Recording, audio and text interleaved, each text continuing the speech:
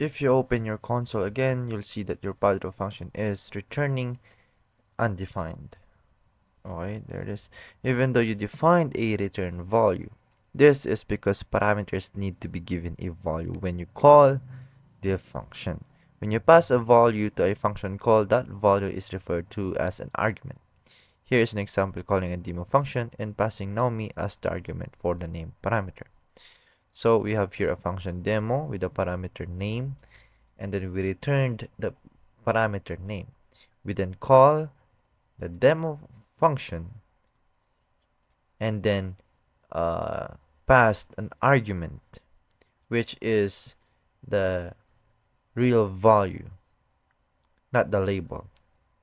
And that value of the argument is a string Naomi. So in our case, pass your own name as the argument for the name parameter in your padro call. Remember that your name is a string, so you'll need to use quotes. Okay, so we have here a keyword const with a variable call assigned to a function padro.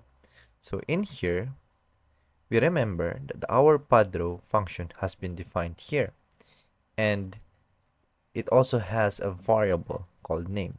So if we put a value here, let's say Jabibani, that would now be our argument and would now be logged on to the console.